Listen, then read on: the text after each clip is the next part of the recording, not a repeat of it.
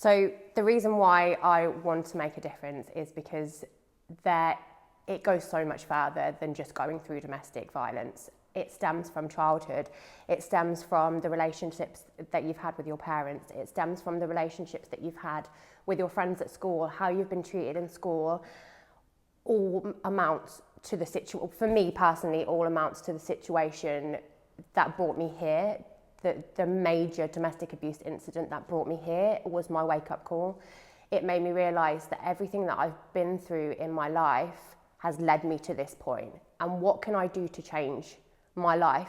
Because it seems to be everybody around me is throwing all this abuse at me. Why am I with this person? Why am I with this person? Why am I having friendships with this person? Why am I having a relationship with this person? And it all stems from what we have been through as a youngster and the relationships that we formed. And for years, before I went through my domestic abusive relationship, it was quite a short-lived relationship in comparison to other ladies that I've spoken to. But for me, it was the biggest wake-up call that I've ever had in my life. For me, it kind of, even though it was horrible what happened to me, in a way, I kind of feel, and I don't want to give my perpetrator any thanks because he doesn't deserve that. But for me, it feels like it was what needed to happen for me to realise that what's happened in my life and that it wasn't me. All the things that everyone has said to me over the years, what my dad has said to me, what male teachers have said to me, what male friends have said to me. It's not my fault. Everything that's happened to me is not my fault. It's just the situations that I've been in. And now I have learned that.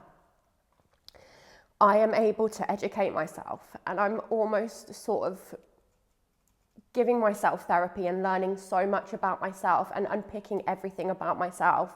Because if I don't do that, I'm just going to end up in the same situation again. An example of that is when when my perpetrator was sent to prison, and I was one of the lucky ones. I did actually get justice.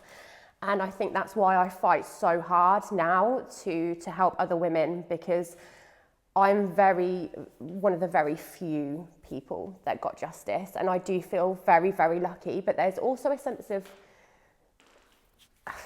I don't really know a sense of guilt almost, because I did get justice, because there's so many women out there that haven't. And I think, why did I get justice? Why? Did I deserve it? Didn't I deserve it? But I have to stop thinking that way. What can I do with it? What can I do with the justice that I got? I know that I can help others. I know I have some sort of energy to give off that allows people to heal themselves, to be a good advocate for people. I just feel that this has happened, and it's almost a blessing for me, because I'm now able to help so many other people, and that is really, really empowering. But to get to this point has been a really, really, really difficult road. Sitting here right now, it's a very pinch me moment. Like, everyone's here and I don't really know how to take it, because things have been so bad. From sort of maybe the age of sort of 10, 11, I noticed how my dad didn't love me in the way that my friends were loved by their dad. Sorry. I always had a dad envy at school, massive dad envy. I just wouldn't understand why, like, girls' dads would show them affection, show them love. And I never got it. And as I grew older, I wanted love so much. Like, I craved it. I wanted to be loved. I have so much love to give. I'm a very emotional person. I'm a very loving person. And I wanted that back. And I felt as if I deserved it. And I know I deserve that love. But unfortunately, because I craved that love so much, it got me into bad situations, and it got me into situations with men that no woman should have to go through, and no girl, nobody should have to go through. And And it's only now that that has happened that I've realised how I have been treated by men consecutively, one after another, from my dad to teachers to people in the street to friends. And I'm sitting here now with a voice that I never thought I had. And it's, yeah, these are kind of like happy, emotional release tears. I just know that I can make a difference, and I think there is so much education that needs to be given. And when you're a child and you don't feel loved, and then you've got somebody else saying, oh, but your dad's amazing, look what he does for you, like he buys you everything that you could possibly want, he doesn't hit you, like your dad's brilliant, like he's so nice. But when you're actually at home and you see things so differently, but you're told that this is normal, and you're told that, no, your dad's great, you just think it's normal. And so when you then go on to have relationships as an adult and you're treated in exactly the same way, it becomes normal. So my very last relationship that I had was like to the extreme, where the love bombing at the beginning of the relationship was exactly what I wanted. He showed me affection like no other person has showed me affection. And obviously I lapped it up. Why wouldn't I? And I realise that now, why I lapped it up, because I wanted that love so desperately. And it didn't take me long at all to sort of fall into a trap of just existing and not living anymore. So the sort of pinnacle relationship, as I said, was only about 18 months, but it was so intense and so coercively controlled to the point where I felt like I couldn't even breathe. Like I couldn't breathe, I couldn't go to the toilet, I couldn't have a bath alone, I couldn't have a shower, because he would think that I was constantly cheating on him, or, you know. And to go through that and knowing that this is not okay and feeling so trapped, what can I do? So I contacted the police quite quickly into our relationship. And what they said to me was, if you go back to that boy, your kids are going to be taken from you. And I felt so unsafe, and like I wasn't being listened to. So what did I do? I went straight back to my abuser, because he told me that that's what they were going to say. They told me everything that he said that they were going to say to me. So that then made me feel like I am crazy. Like maybe I do deserve this. Maybe this is my fault. And I think this is why it's so important for you guys to be educating services on how to not make someone feel like that, because you are making it worse. You are making us go back into the arms of our perpetrators and possibly ending up dead.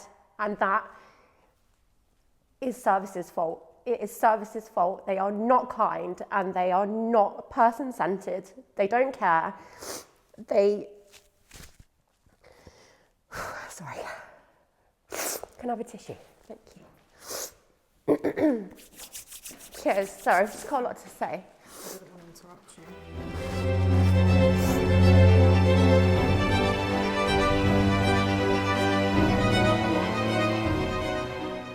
So I had social services involvement twice. The first time was when I actually took an overdose. One night, my perpetrator, he wasn't actually with me at the time, he was sending me messages. He knew that I'd had problems with sort of suicidal behaviour in the past, and he would use that. So there was one night, and I took an overdose, and I called an ambulance because I just didn't know what I was doing. And I felt the effects of what I'd taken, and I called an ambulance, and social services took my little boy off me straight away without asking any questions, nothing. Sorry. They didn't ask me if I was okay. And do you know what they did? They sent him to go and stay with my dad, and I don't have a relationship with my dad. They didn't do any safeguarding checks on my dad. So I went and took him back. I took him, and they said that if I was to do that again, they would try and permanently take him away from me. So I said to her, but you haven't done any safeguarding checks on the person that you've placed my son with. So immediately they handed him back to me because I'd figured out that what they were doing was wrong. They hadn't followed procedures. But yeah, this social worker in particular was so vile to me. She made it clear how much danger I put my son in by doing what I did. She made me feel horrendous. She didn't want to help me. She didn't want to check if I was okay. She didn't want to check on my relationship. She didn't ask any questions like that. I just felt all she wanted to do was take my son away, which was my only safety blanket and my only comfort that I had. And I had to fight to get him back by doing things that I shouldn't even know about. I shouldn't be checking for safeguarding procedures or how social services work. That's not my job to do that. My job is to be the best mum that I could be, and I couldn't be that at that time. And for that, my son was just taken from me. And I'll never forget that. Like, I will never forget that. And I will never, ever, ever have a good relationship with social services. I used to want to be a social worker. I don't now. There's too much red tape. It just needs completely renovating the whole system. There's too much victim blaming. They just don't understand, and I just feel that they don't want to understand either. They see me as a woman going through some issues, and I was drinking a lot at the time as well, which goes hand in hand with abuse. They should know about that, and they didn't. They just saw me as a drinker and a drug user and just decided, no, this person is bad, we're going to take your son away, rather than actually delving deep into what was really going on, you know. And I'm fighting so hard to change that now. And the mum guilt that I felt for a long time, and I still feel it now, the mum guilt is probably the only thing that eats me up probably every day. But I am working on it. I'm working on myself, and I'm trying to teach myself that it isn't my fault what has happened. My son, my children, they are so gorgeous, and my eldest daughter is so proud of me and so proud of what I do, like so proud. Like, she shows me off to all of her friends, and you know, yeah, they're just amazing. But the fact that I was made to feel that I wasn't capable of looking after them because I was in an abusive relationship, no. So after all of this really traumatising experience, not only were you with a perpetrator of domestic abuse, you were being further victimised by the system, by social services, absolutely zero support to you as the victim. How did you find the route to leave? So there was a really, really bad incident where he really, really hurt me. There was an attack, excuse me, that went on for about 4 hours. And he'd hidden my phone and keys, and I couldn't leave the house. He'd beat me up really, really bad. And my ribs were actually broken, and I knew I was in a lot of pain. And that's when he stopped the attack, because I think for him, he realised that actually things were going down, like things were pretty bad at that point. And I kind of had to play along with his behaviours to keep myself safe. So as we know, abusers, after they've committed their offences, they're usually quite quick to go back to the loving, I'm so sorry vibes that they give off. And that's what happened, and I knew that's what was going to happen. So I had to use it, I had to think, and I had to be very careful. How am I going to get out of this safely?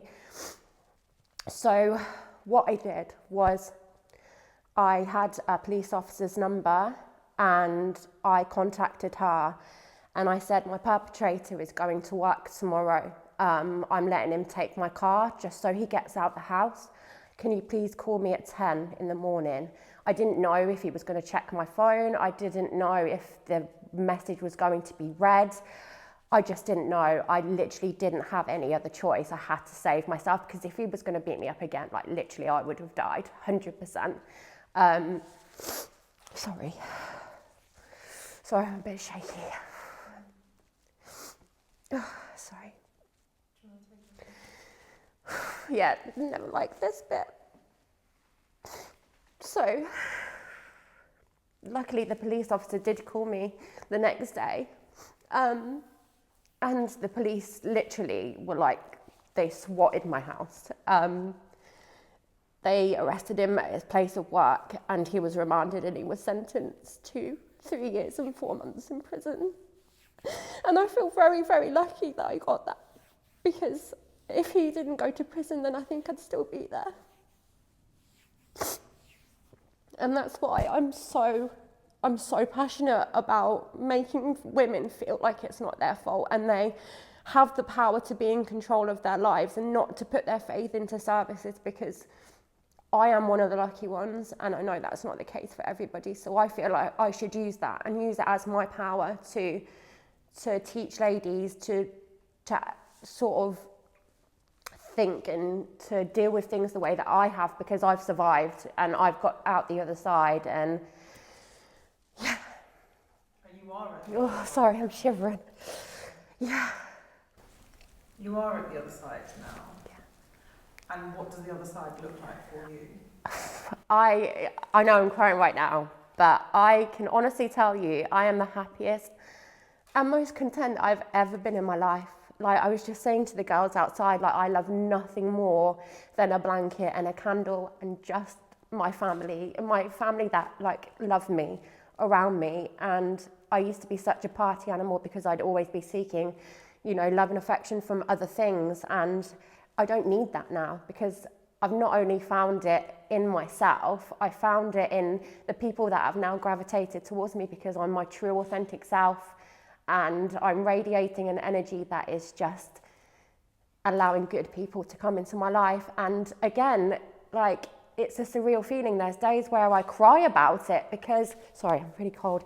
There's days where I feel overwhelmed by it, because I'm always, again, how did I deserve this good in my life? Now I've got like an abundance of good things happening to me. And it's like, how have I gone from the depths of hell to feeling like I'm on cloud 9? Like what has changed in my brain to make that happen? And it's me. I've done the work on myself, and I've got a lot more work to do, but I'm definitely on the right path now.